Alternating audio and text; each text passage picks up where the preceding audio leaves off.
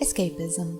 The tendency to seek distraction and relief from unpleasant realities, especially by seeking entertainment or engaging in fantasy.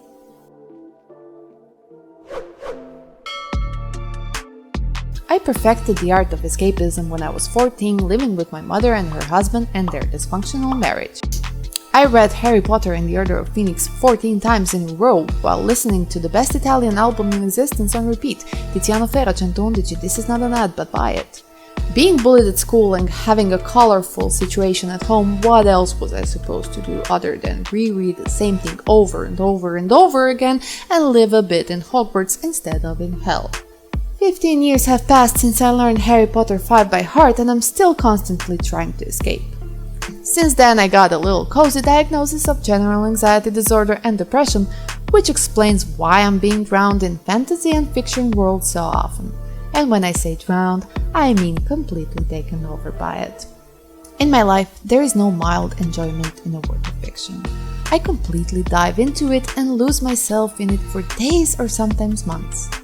It happened with Harry Potter, Buffy the Vampire Slayer, Hunger Games, the complete discography of Nick Cave and the Bad Seeds, the complete discography of Depeche Mode, Mean Girls, Far Cry, The 100, Fallout, Doctor Who. The list is endless and every time the recipe is the same. I find something I like and in a blink of an eye, I become obsessed with it. Escapism inherently isn't bad. It helps us deal with everyday stress and allows us to detach ourselves from problems and rest our brains a little bit. Some people, mainly psychiatrists, think that too much escapism is bad, but it's so nice. Anyway, my depression is mostly caused by things I cannot influence immediately when they happen, such as global politics, global warming, global pandemic. Basically, I have a problem with this globe I live on, and my brain can't cope with how fucked up it is. So escaping is good. Nice. Comfortable. But what happens when escapism completely takes over? No more work, no more friends, no more chores, just you and the fiction. I'm kinda stuck in one just like that right now. My current vices are The Sims 4 and The Leverage, which means it's time for the first edition of... Blabberjay recommends. The rich and powerful, they take what they want. We steal it back for you. Sometimes bad guys make the best good guys. We provide leverage.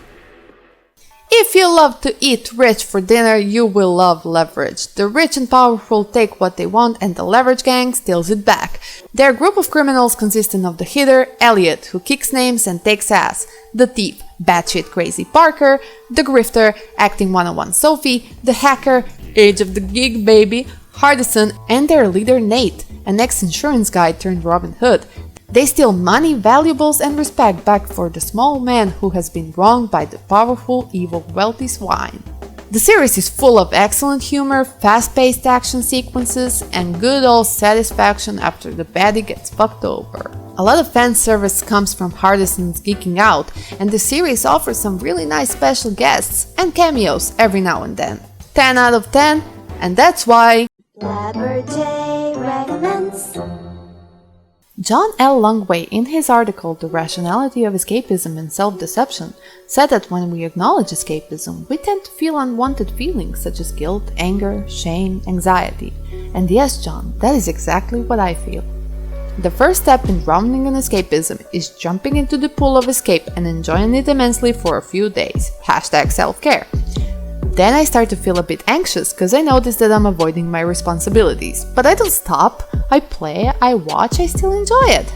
#self-care. The third step happens when I finally realize that I lost literal days doing nothing but #self-care and start to feel that it has affected my work, my relationships, my life. Step 4 is then massive killing anxiety, which I conveniently cure by finding another distraction in all the mantra of #self-care. As my friend John L. Longway said, the escapist avoids the belief, even when it becomes necessary to consider it, and aims not just for a rest from some unpleasant reality, but to avoid reality entirely. So how do you find balance between #self-care and complete unhealthy escapism? Should I even do it, considering our planet is burning and fascists are reigning? My bro John says no. It seems clear why we are capable of escapism and self-deception, but these capabilities are nonetheless only stopgaps for emergencies, which must be on hand, but should not become a permanent active part of our character.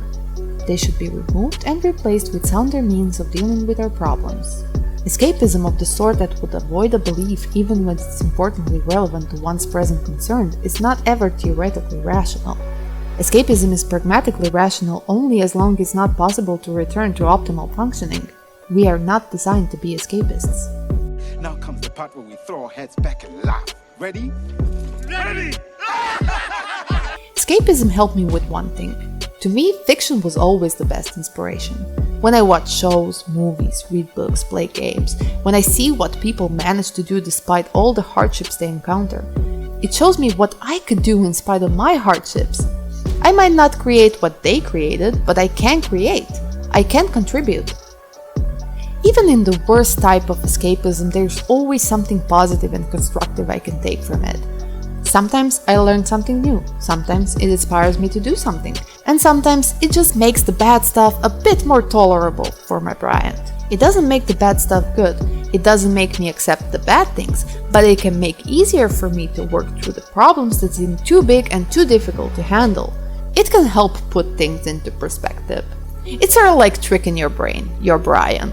Fiction isn't real, it can't hurt you, it's a safe space to work out your problems, to figure out the technique to use. It offers you laboratory conditions, and sometimes that is exactly what you need.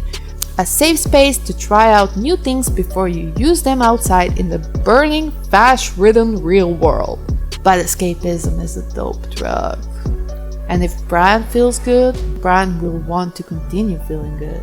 And Brian is an asshole that always tries to get what he wants. So you have to trick him. I guilt-trip myself by telling myself I'm a useless piece of shit, which usually gets my ass up off the couch, and I do something sort of constructive. I mean, it's not the best approach, but right now it kinda works. I agree with you, John, I really do. If you can offer a better lab, I'm all ears. You can find me on YouTube, Twitter, Instagram, Facebook, TikTok, Netflix, HBO Go, Steam, Origin, Battle.net, Wrestling with my Brian, so slide into my DM, bro. Now, if you would excuse me, I should probably call my therapist, but first I just need to find out what Nate and his crew are gonna steal next. Probably my will to live. This was Blabberjay, and you should probably subscribe and like this video so you can make me make more of them and end this escapism silliness, and also recommend new series in the comments. I'm almost done with Leverage. Bye.